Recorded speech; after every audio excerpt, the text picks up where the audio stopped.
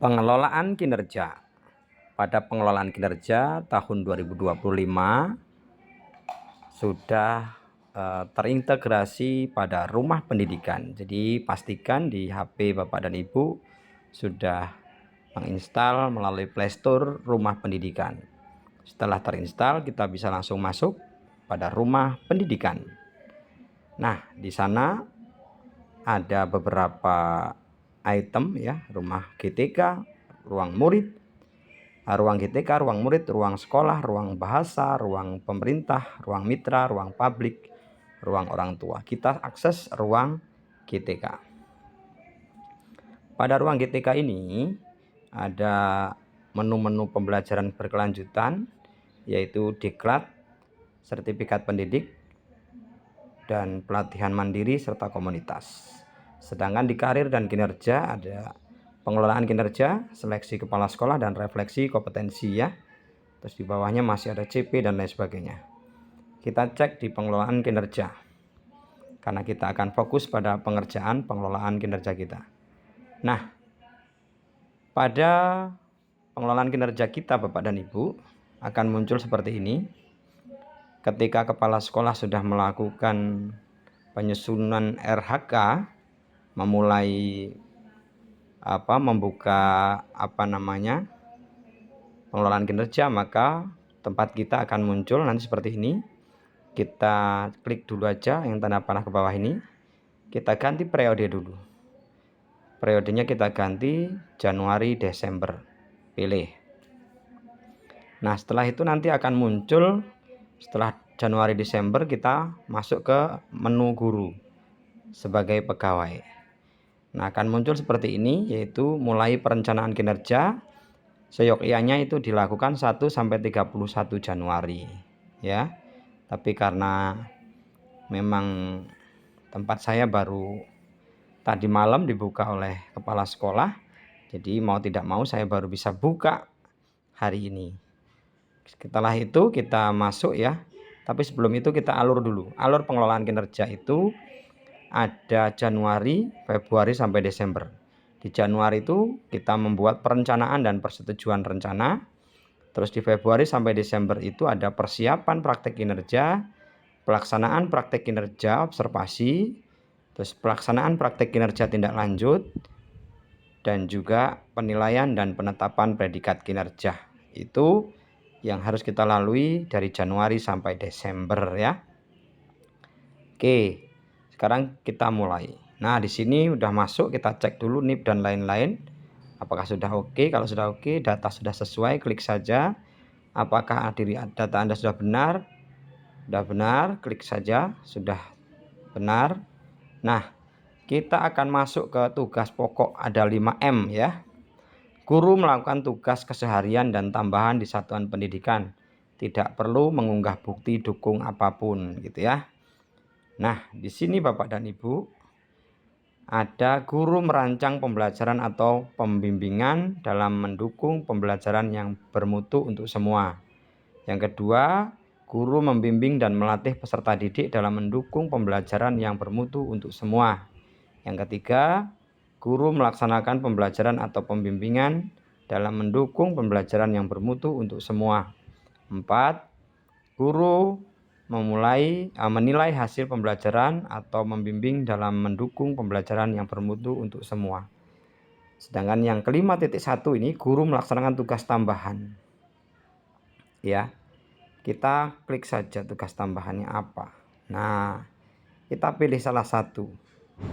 Nih, hanya untuk SMP misalkan, meningkatkan kinerja satuan pendidikan melalui pelaksanaan tugas tambahan sebagai wakil kepala sekolah bisa. Hanya untuk SMK, hanya untuk SMP, ini semuanya ada ya. Meningkatkan kinerja. Terus ada lagi di sini ya, ini buat teman-teman yang memiliki tugas tambahan ya. Tapi yang nggak memiliki tugas tambahan ya nggak usah diisi tentunya kan gitu kan. Itu ini kita cari saja dari salah satu apa yang sudah menjadi tugas tambahan kita. Kalau nggak ada sudah. Nah, setelah itu kita lanjut ke praktik kinerja. Ya, praktik kinerja. Klik saja yang warna hitam ini. Oke, nah kita diarahkan ya, pilih indikator yang menjadi fokus peningkatan kinerja Anda. Kami sediakan rekomendasi berdasarkan rapot pendidikan satuan pendidikan Anda versi terakhir ya. Jadi ini di sekolahan saya ada 5 yang masih perlu terintervensi ya. Ini masih warnanya kuning ini, seperti penerapan disiplin positif, peraturan suasana kelas, aktivitas interaktif, instruksi pembelajaran atau instruksi yang adaptif. Saya pilih satu aja dulu tentang penerapan disiplin positif ya.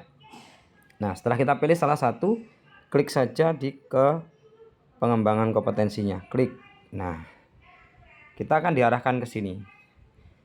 Pilih satu indikator yang menjadi fokus peningkatan kinerja Anda. Nah, di sini kita indikatornya pilih salah satu. Guru melakukan kegiatan pengembangan kompetensi berdasarkan indikator asesmen umpan balik dan pelaporan yang berpusat kepada peserta didik. Guru melakukan kegiatan pengembangan kompetensi berdasarkan indikator karakteristik cara belajar peserta didik. 3. Guru melakukan kegiatan pengembangan kompetensi berdasarkan indikator kematangan moral, emosi, spiritual, perilaku sesuai dengan kode etik guru ya. Ada lagi, guru melakukan kegiatan pengembangan kompetensi berdasarkan indikator keterlibatan dalam organisasi profesi dan jejaring yang lebih luas untuk peningkatan pembelajaran. Guru melakukan kegiatan pengembangan kompetensi berdasarkan indikator keterlibatan orang tua, wali, dan masyarakat dalam pembelajaran. Guru melakukan kegiatan, nah ini pokoknya masih banyak lah ya. Silahkan pilih saja satu dari banyaknya indikator ini ya. Nah, ini saya mencoba memilih karena saya aktif di organisasi profesi ya, seperti PGRI, Kornas, atau MGMP. Ini masuk, saya pilih salah satu. Oke, pilih satu saja fokusnya. Nah, masuk ke perilaku kinerja. Di perilaku kinerja, indikator dan perwujudan perilaku yang pertama adalah berorientasi pada pelayanan, kedua akuntabel, kompeten, harmonis, loyal, adaptif, kolaboratif. Ya, jadi ada 7 aspek yang mesti kita kembangkan atau tingkatkan. Nah, di sini masing-masing orientasi pelayanan, masing-masing aspek ada indikator perilakunya masing-masing. Nah, ini contoh bersifat ramah, ini contoh tentang pelayanan ya. Ini berorientasi pada pelayanan. Kalau pada pelayanan tentunya nih, bersifat ramah kepada peserta didik, orang tua tanpa membeda-bedakan atau melakukan perbaikan terus-menerus terhadap kompetensi dan perilaku kerjanya. Ini misalkan kita pilih yang itu. Terus apa? Bagaimana Anda menerapkan perilaku tersebut dalam kehidupan sehari-hari gitu kan? Nah, berupa memperluas wawasan kualitas pelayanan, memperbaiki kualitas secara terus-menerus. Ini bisa. Terus kita pilih yang terkait dengan akuntabel. Nah, ini yang akuntabel kita pilih ya, akuntabel. Yang seperti apa? Tidak menyalahgunakan uang jabatan untuk keuntungan pribadi bisa jadi. Melaksanakan tugas dengan jujur, bertanggung jawab, cermat, disiplin, berintegritas tinggi. Memanfaatkan sumber daya satuan pendidikan dengan bertanggung jawab, efektif, dan efisien. Ya, memanfaatkan sumber belajar satuan pendidikan ya bisa jadi. Kita tinggal pilih yang mana. Saya pilih yang ketiga dulu aja. Setelah itu, bagaimana Anda menerapkan perilaku tersebut dalam kehidupan sehari-hari? Nah, mengambil keputusan dengan objektif saat terjadi konflik kepentingan. Oke. Kompeten. Kita pilih apa di perilaku atau indikator perilaku tentang kompetensi atau kompeten. Iya, melaksanakan tugas dengan kualitas terbaik, misalnya gitu ya. Menyelesaikan masalah secara komprehensif dan tuntas. Harmonis. Mampu membangun lingkungan pembelajaran yang kondusif, misalkan ya. Setelah itu, menghindari diskusi yang berpotensi pada konflik sara. Loyal.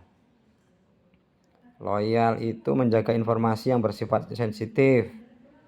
Oke, terus pilih mencegah situasi yang mengancam keselamatan peserta didik.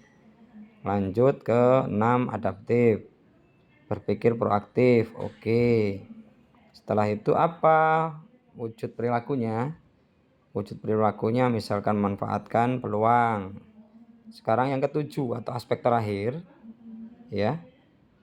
Oke, bekerja secara terbuka. Oke, atau lainnya apa ini? Bersinergi. Oke, atau bisa minta maaf. Setelah itu masuk ke rangkuman. Nah, di rangkuman apa-apa yang sudah kita lakukan ada di sini. Ya kan? Semuanya ada di sini. Nih. Pelaksanaan tugas pokok 5M-nya ini. Terus praktek kinerjanya udah ada ini. Perilaku kinerjanya sudah ada ya. Ini yang akan kita fokuskan.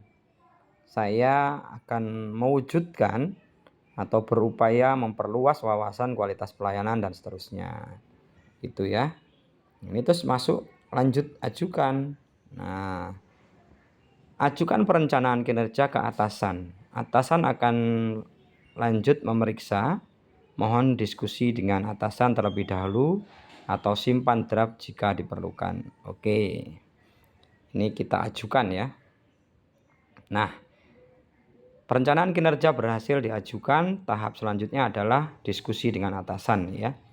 Ini tentunya kita tidak bisa berdiri sendiri ya. Atasan harus kita ajak diskusi juga.